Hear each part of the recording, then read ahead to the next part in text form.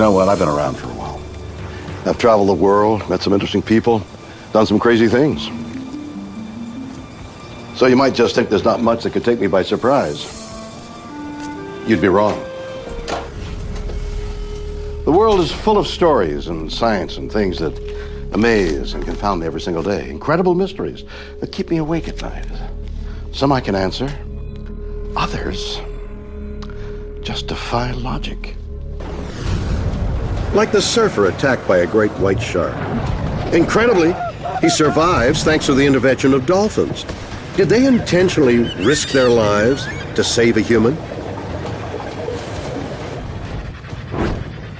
Or the skinny 110-pound Missouri teen who beats impossible odds by lifting a car to save his dying uncle.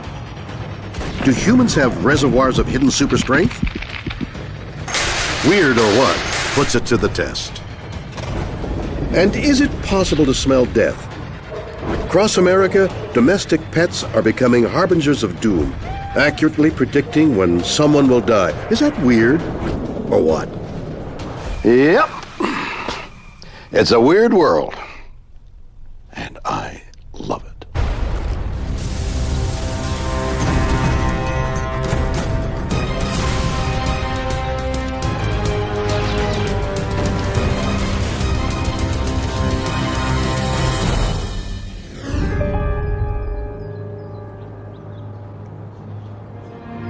Human beings have always had a complex relationship with the other creatures on our planet.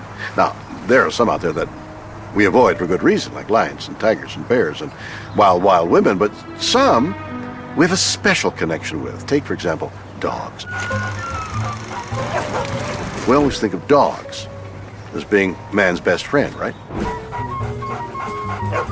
What if I told you that there may be another creature out there competing to be our best friend, a creature that would put its own life in jeopardy to save our skin?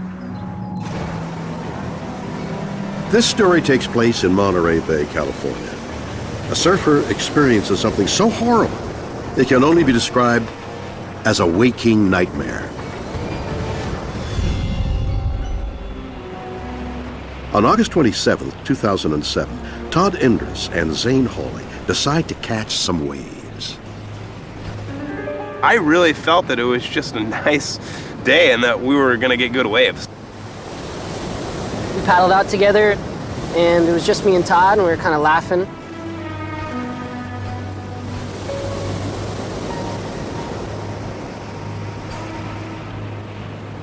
We were out in the water for probably about 45 minutes. It was just before 11 a.m. And I was watching one of my friends surfing in. I had just paddled back out, sat on my board, and watched my friend get a wave. I was just sitting there waiting for my next turn. Then seemingly out of nowhere, a huge 20-foot great white shark attacks Todd, biting into him with its rows of razor-sharp teeth. And it hit me really, really hard, traveling at a high rate of speed. It was going for the kill. When I heard this blood-curdling scream, and just all this blood kind of just squirting up and down. I just barely managed to scramble and get my board and put it under me.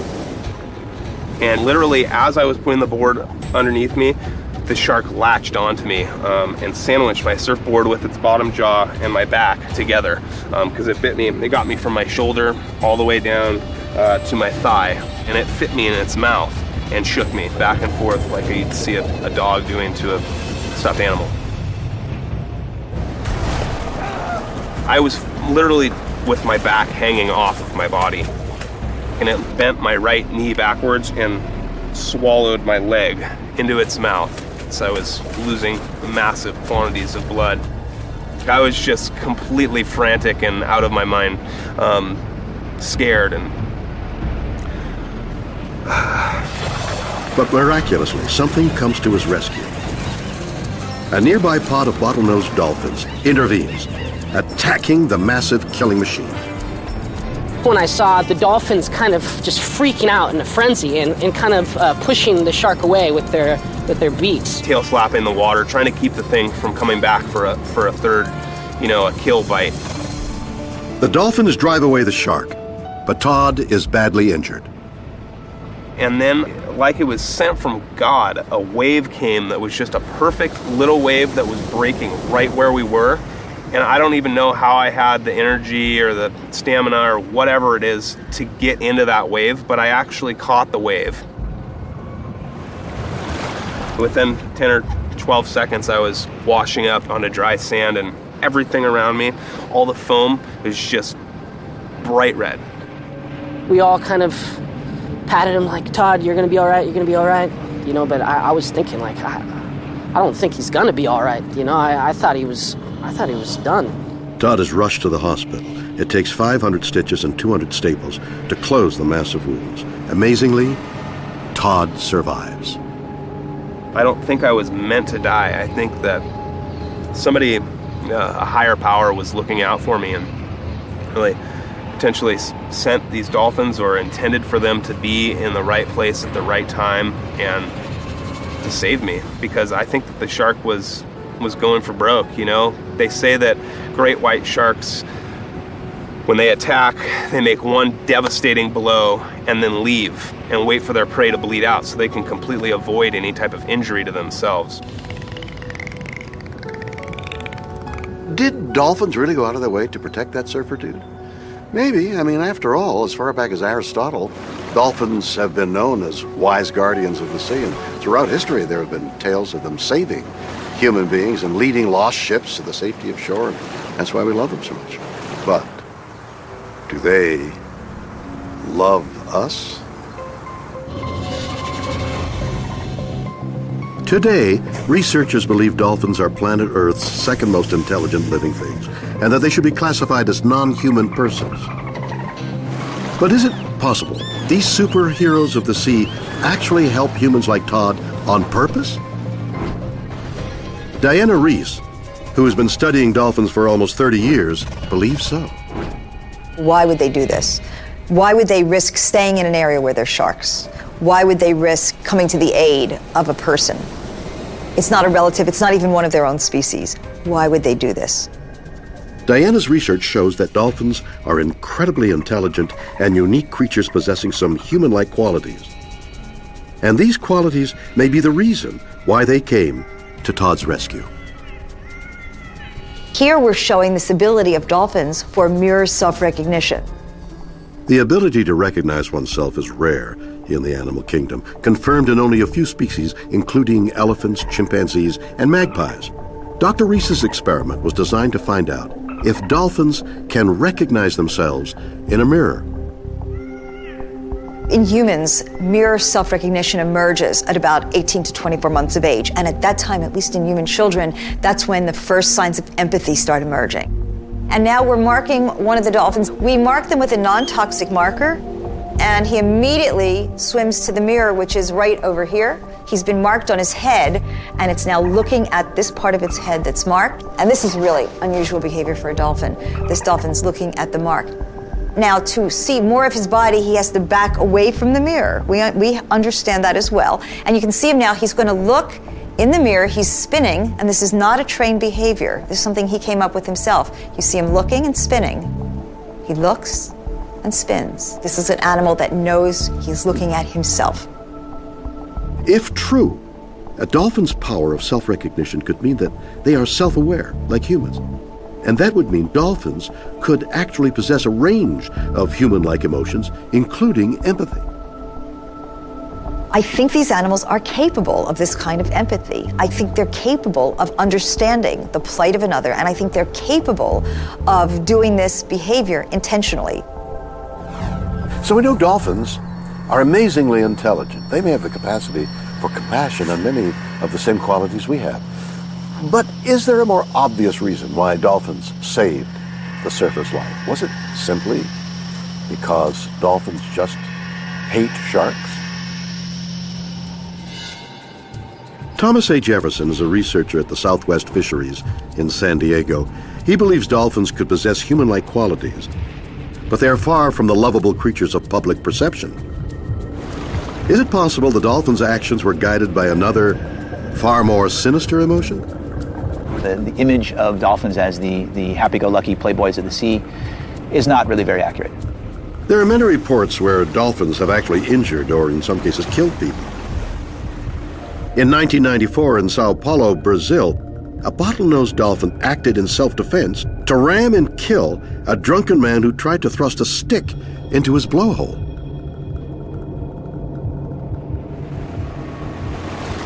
Jefferson caught another shocking incident on video.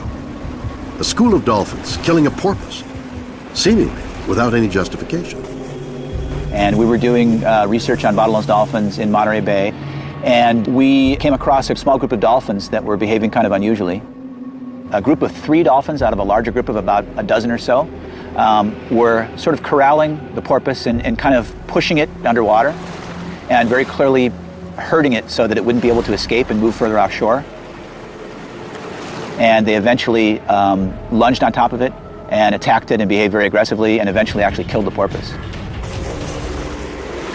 Bizarrely, it's believed the killer dolphins were sexually frustrated young males who, denied access to females in the pod, decided to vent their anger on the innocent porpoise.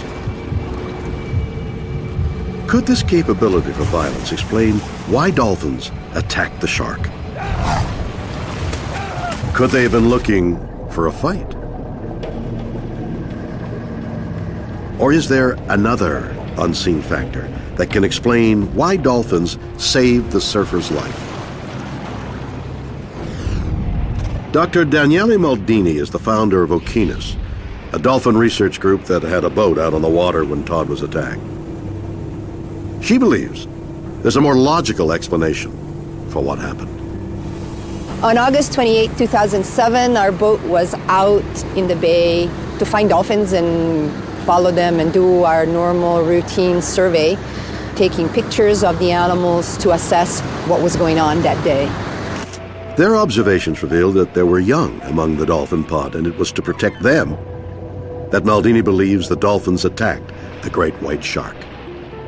The shark would have been a danger to their calves. Sharks are natural predators of dolphins, and so you would imagine that they would have reacted that way whether Todd was there or not. But Todd will always believe they saved him out of compassion. The dolphins were actually going out of their way to protect me. That is absolutely without a doubt what happened. They formed like a protective wall between me and the shark, and it was a conscious decision. So whether this was a conscious act of empathy by creatures that cared whether Todd lived or died, or simply instinctual behavior by wild animals, remains weird or what?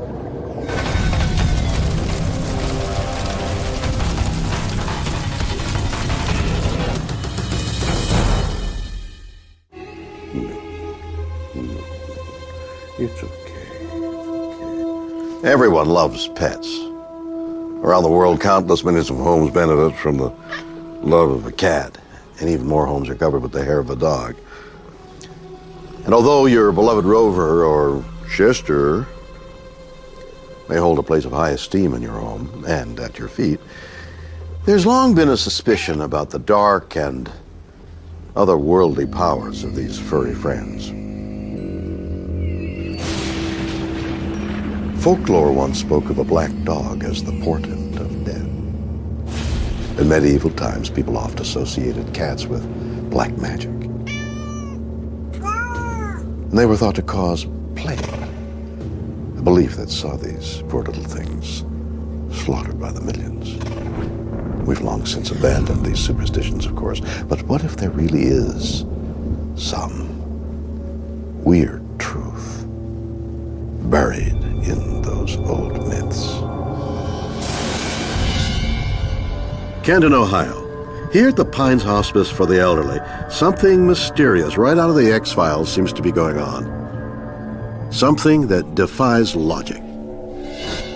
The hospice pet dog Scamp seems to have supernatural powers, a sixth sense hospice chaplain Beth Neerman has seen up close. I had come to see one patient who was dying. They were within, hours of their death.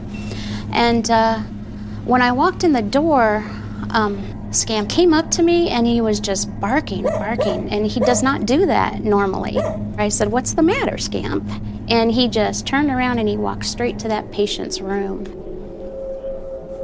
and I was just dumbfounded. Head nurse Adeline Baker was also shocked when she experienced Scamp's knack for predicting the end.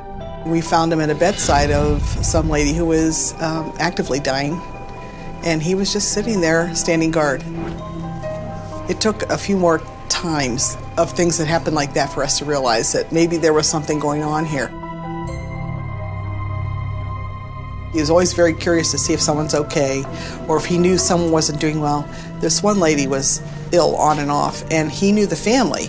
And as soon as he would see the son, he'd run up to that son and start barking when she was doing badly, even sometimes before we realized that she was like on a downhill slide. Providence, Rhode Island. Here at the Steer Nursing Home, Oscar, a cat, also seems to possess a weird talent of foretelling a person's final moments of life. We started to hear inklings of him sitting with patients as they were dying. And I think initially we were all fairly skeptical of a cat sitting with people as they were dying. But one episode became 2, and 2 episodes became 3 and 4. It started to be almost a marker for us that a patient might be nearing the end of their life. Just as with Scamp, the dog, Oscar's uncanny sense is no one-off fluke. The predictions keep coming. Oscar's been remarkably consistent. There was a period of time a year or 2 ago where he made every death that occurred here on the unit. Scamp has been right about 40 times or more. I used to keep count of it, but I just sort of, after a while, was like, okay, that's pretty much enough. There is no Stephen King-like feeling here on the ward, the idea that this cat is predicting death. Most of these patients don't know what's going on around them. They have a perception of if a cat is in the room, but they certainly don't attach any meaning to that. The patient families have been remarkably supportive of Oscar and, in fact, invite him in. Actually, the residents and the families, they like him a lot. They love him. They equate him with part of being here and part of their home. Not so much that he's predicting death or illness, just that he's here, he's a comfort. Here, kitty, kitty. Kitty. Here, kitty, girl. So let me get this straight. Our pets can predict death? How can they do that? Do they have some kind of spooky sixth sense? Or are they using the super keen senses they already possess? After all, dogs and cats have hundreds of millions more scent receptors in their noses than we do. Is it possible pets are able to smell our imminent demise? Dr. Alexandra Horowitz is an expert on animal behavior and cognition. When we awaken, we see the world. When dogs awaken, they smell the world. That's because dogs have around 220 million smell-sensitive receptors in their noses, compared to 5 million in humans. I hold up a rose. To me, it's just a single item. To the dog, it is an item identified by the people who have handled it and have left their scent on it. Smells move through time. They mark how recently someone has visited a spot. Strong odors are recent, weak odors are more distant. A broken leaf might emit a scent. The scent of insects that have visited the rose and traveled from other places bringing their scents. So does the dog's heightened sense allow them to smell the inner processes of the human body? Cutting-edge medical research suggests it might. Researchers in California trained dogs to successfully recognize odors on the breath of breast and lung cancer patients, just a few of the imperceptible odors of illness produced by the human body. When someone is near death or as their bodies ultimately deteriorate, there are certain odors that are emitted, from the change in the concentration of acid in the fluid in the body to cells actually dying, to a bacteria which is taking over the body and it itself emits a scent. So there might be some timed smells associated with near death, with death, and with certainly after death, as we, even with our blunt noses, would eventually realize. Beyond a heightened regular sense of smell, dogs and cats and some other mammals have an extra sixth sense in the form of a tiny organ called the vomeronasal, or Jacobson's organ. The vomeronasal organ, which has not been found in humans, is acutely attuned to pheromone activity, chemical messages that pass from one animal to another. It's absolutely possible that when we're dying, we give off hormones, cortisol, stress hormone, or adrenaline as the body starts to resist death, that are detectable by the dog through his vomeronasal organ. It's conceivable, but does an incredible ability to pick up scent really explain how Oscar the cat and Scamp the dog are able to sense the death of a human being? What if the animals are picking up on something completely unrelated to scent? Could we humans be unwittingly talking to animals, giving away telltale clues as to our physical or mental well-being by using a means of nonverbal communication science is only beginning to understand? Toronto, Canada. A dog named Boston has been trained to respond to the epileptic seizures of his handler, Andy Brooks. But something weird is happening. It seems that Boston has developed the ability to sense Andy's seizures up to 40 minutes before they even happen. Boston would, detect these seizures by, whining and crying. And I'll be like, you know what, there's nothing wrong, Boston. I think you're just, losing your apples. But each time neurologists tested Andy for the kind of brain activity that normally precedes a seizure, they confirmed Boston's diagnosis. We checked by the doctor, and the doctor's like, yeah, you know what, I trust this dog with more than anything. So they got me hooked up and all that and found out, yeah, I'm having seizures, and he's detecting them before they happen. Scientists dismiss the idea even a dog could sniff out subtle changes to the electrical impulses of the human brain. So what can explain Boston's bizarre predictions? Ian Ashworth is a dog trainer and a program director of Dog Guides Canada. He has a hunch dogs' powers of perception go way beyond simple scent. We do find that some of our dogs do actually start detecting seizures. And it's something that we don't train for because as yet there's no real clear idea of what they're detecting. My own suspicion is that they are picking up on some subtle change in body language. Dogs are great readers of people's body language, and they can really tune into different moods and things that are going to happen. And so what we do is, if our clients notice that happening, then they do start to encourage it, just as they encourage any other area of the training. And anecdotally, we've had dogs that have detected seizures like 30, 45 minutes before it actually happens, which is amazing, and it's a huge, huge bonus, really, for our client who initially gets his dog as a companion and to respond to their seizures. And then they suddenly find that it is actually giving them warning.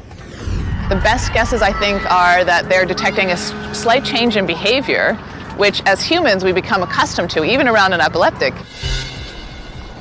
It's estimated that more than 60% of human communication takes place through body language. We're often unaware of this form of subconscious dialogue, but dogs are highly attuned to these cues and may even respond. We could have animals telling us information about ourselves all the time. A dog sniffs something on your leg, you don't notice it. It doesn't seem like a communication to you. But it might be that the dog is noticing something of information, and we just haven't picked up on the fact that they're trying to tell us something. You don't need to have the dog intending to tell us something about our leg or intending to tell the person something about epilepsy, but they notice it. So could pets like Scamp and Oscar really have the ability to pick up unconscious signals from their owners? It seems plausible. But before we make up our minds, let's consider another theory, something a little more esoteric. Now, when it comes to understanding cats, perhaps there's a more suitable expert of our feline friends than doctors and scientists. Witches have long been known for their special relationship with cats, known as familiars in witching lingo. Can a witch brew up some answers for us?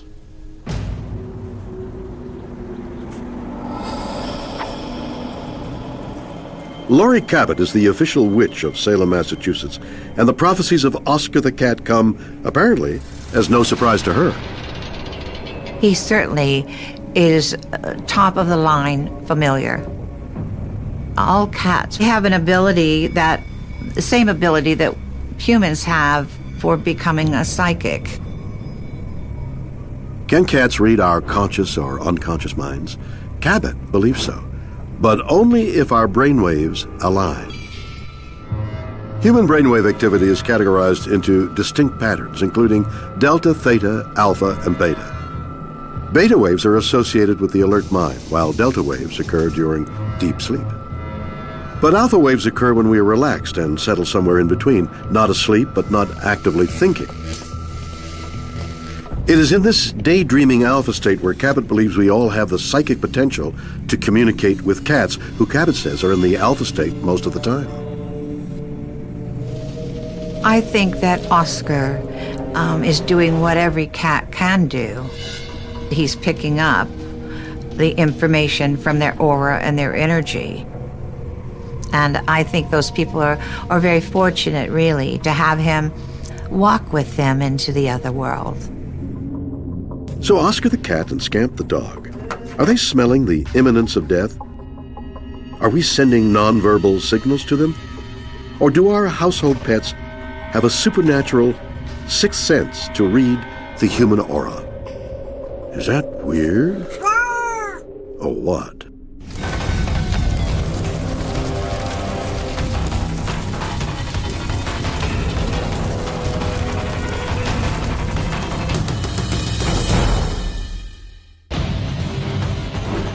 A skinny 110-pound Missouri teen beats impossible odds by lifting a car to save his dying uncle. Do humans have reservoirs of hidden strength? Weird or what puts it to the test? You know what I love about comic books? They're just pure fantasy and utter escapism. I mean, take the Hulk. Here's a regular guy who involuntarily transforms into an unthinking super being, capable of incredible feats of strength when faced with moments of extreme stress. It could never happen in the real world, right? St. Louis, Missouri, 2005. Jim McClain is under his El Camino, preparing to replace a starter motor, when the jack that's holding the car off the ground malfunctions. Took the old starter out, putting the new starter in, and I gave it one last crank. I seen it come out, it was coming down.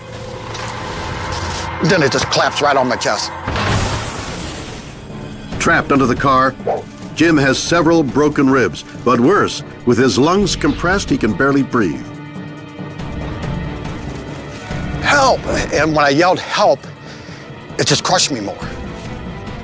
I was dying. I mean, I knew I was dying. And I'm going, God, don't let me die like this.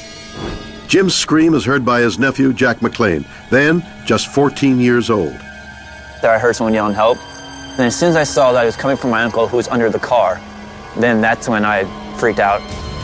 Jack realizes his Uncle Jim is moments from death, but what Jack doesn't realize is that this crisis is making his body go through an incredible transformation. It was the weirdest feeling. I've never had any feeling like I had when I had heard that. I felt sick, and I ran over there, and that's when I started lifting. With just seconds to spare, Jack attempts the impossible, to lift over 1,000 pounds of weight off his dying uncle. I treated this car as if it weighed 10 pounds. That it had to go up, and he had to get air. I just grabbed right here under this bumper, started pulling. It's a weird feeling, you know, that every inch you go, you can't stop. I was begging him. I mean, really, I was begging him. Inch by inch, Jack lifts the car off his uncle's shattered chest. You have to keep going. You have to find something. You'll use your toe muscles, anything you can find. And I just had to keep going. I couldn't stop. He keeps going, holding the car up long enough for his uncle to struggle free. That's what saved me. When the paramedics got here, they said another 10 seconds I've been dead. If he didn't have that strength just to lift that frame up a little bit, I'd be dead. It's probably one of the best days I've ever felt, you know, that I saved my uncle. And it's just something I will never forget. Okay, so what do we have? Some guy is getting crushed to death by a car, and then a terrified, scrawny little kid manages to save him and become a real-life comic book hero in the process. Let's think about this for a second. If he's lifting the car at the engine block, even just an inch off the ground, that's around 1,000 pounds. That's unbelievable. Or think about it this way. Jack lifted the equivalent of the world's deadlift record. How could this have happened? Is there something special about Jack McLean? David Sandler is a sports performance expert with over 20 years of experience training pro athletes. Today he's putting Jack McLean through his paces in search of the answers. I meet some of the best athletes in the world, but none of them saved anybody's life. Come on, swing him up. Jack McLean, 14 years old, 110 pounds, just this tiny guy in a total panic situation, lifting a 3,500-pound car, which is probably over 1,000 pounds at the engine. I mean, just an incredible feat of strength. But amazingly, a feat of strength we're all capable of doing. It's estimated that we humans only use a maximum of 65% of our muscles' full capacity in everyday life. This gives good motor control, the ability to do delicate tasks, and it also makes us humans incredibly good at tasks requiring endurance. But what about the other 35%? Sandler's theory is this extra power can be summoned by unleashing an explosive phenomenon he calls hysterical strength. Hysterical strength is basically the ability to call on every muscle in your body to help do some task when you're really in a lot of trouble. You've got maximal muscle recruitment and you create an unbelievable amount of power and force and overcome the impossible. Within seconds of sensing danger, our brain sends a signal for our body to switch into an emergency state known as fight or flight. Adrenal glands start pumping out hormones designed to kick our vital organs into action. Our pupils dilate, making vision sharper. The heart races, blood pressure skyrockets. The liver releases glucose for quick fuel. Breathing speeds up, infusing the body with oxygen, while blood is diverted away from the skin into the muscles in preparation for an almighty blast of emergency hysterical strength. Fear forces you to recruit muscle. Fear forces you to produce force, and fear forces you to fight. To test the hysterical strength theory, Sandler has devised an experiment using biofeedback software. Over this way, we have rigged a bench press device to help us gather some information. Jack has no idea that Sandler is planning to surprise and scare him in an attempt to trigger a genuine hysterical strength fear response. In the meantime, I have a question. If I understand this correctly, this theory states that my body has the ability to coordinate all the fibers in my body's 640 muscles to work together and fire at the same time at a super high frequency to tap 100% of my potential and produce uncanny levels of strength. So why can't I open this jar? What I mean is, why can we only access this dormant power in moments of extreme fear? Why not whenever we want?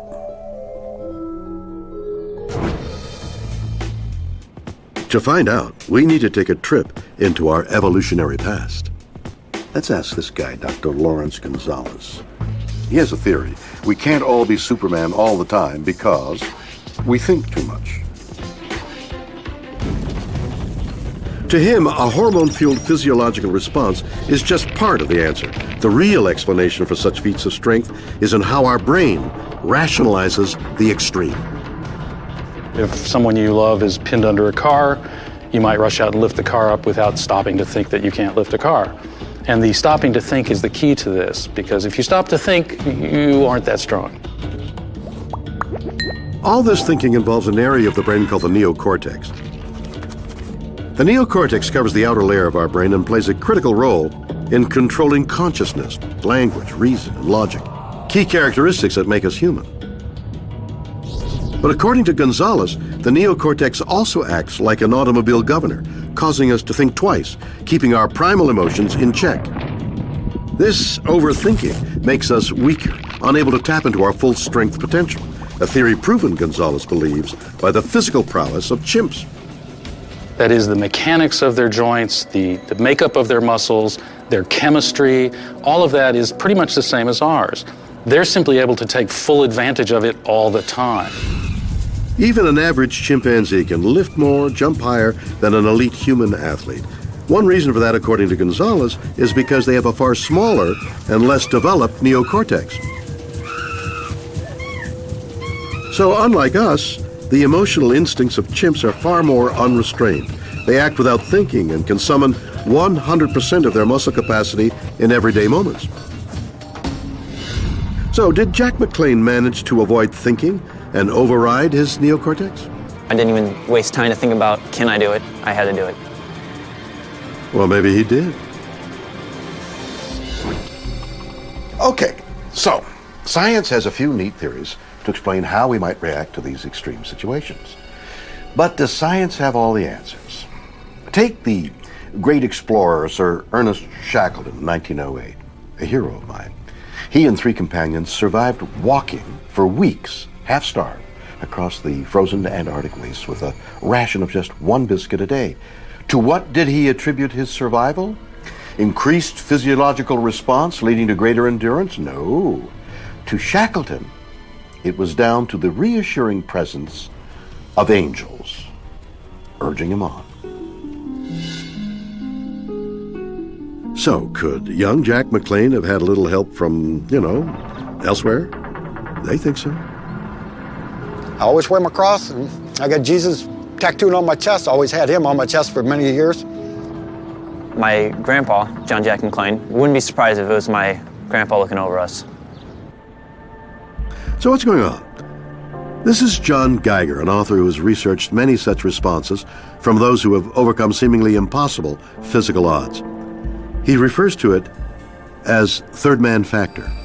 The third man factor is a sense that an unseen being, a presence, has intervened on your side in life and death struggles. It's hard to comprehend how one wiry teenager could do something that on a normal day probably 20 men could not do. It is hard to use any word other than miracle to describe that situation. Geiger can't prove this theory. But sports performance expert David Sandler thinks he can provide evidence for a more down-to-earth explanation of Jack McLean's heroic deed. Sandler believes it was down to something he calls hysterical strength, a biological response triggered by fear. To test this, he's brought young Jack to a gym. Getting different readings, Jen? Everything's good? Now, Jack thinks he's doing bench presses so Sandler can collect data on how his muscles operate in normal conditions. In fact, Sandler is preparing a little controlled accident he hopes will terrify Jack's body into action. Can Jack release his super strength again? Yeah, I think we're pretty good and ready to go. Oh! So much for that. Jack looks completely unfazed. But did the stunt provoke a hysterical strength response from his muscles? When the weight started falling, I just figured it was going to fall on me. So I tried to stop it, and then my heart started beating as I fell, so it was kind of scary at first. Let's check the data, starting with Jack's heart rate. You basically shot up to 150, almost 160 beats. 70 beats instantly. With your breathing rate, that jumped up considerably. You hit a 27 breaths per minute, like almost instantly. So again, bam, holy jumping, adrenaline dump, heart rate jump, breathing rate jump. So that's kind of cool. But what's really cool is the muscle activity. So here you are sort of moving along, all right? It's your muscles and you're kind of getting ready and going through.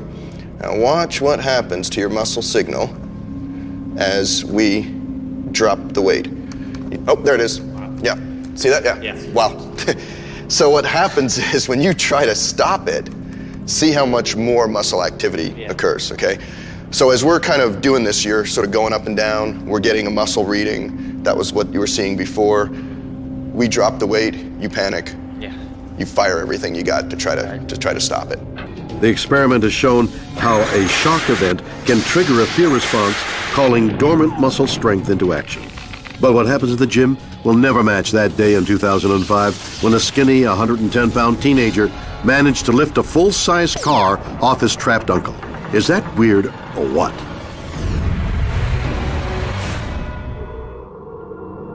So there we have it. 3 weird mysteries, but several even weirder theories. A surfer under attack from a great white shark, saved by dolphins. Did they rush to his aid, fueled by human-like compassion or rage? Did the dolphins act on pure instinct? Cats and dogs, seemingly able to predict the passing of a human being. Are they detecting the scent of death? Are they picking up our unconscious body language? Or do our pets have supernatural powers?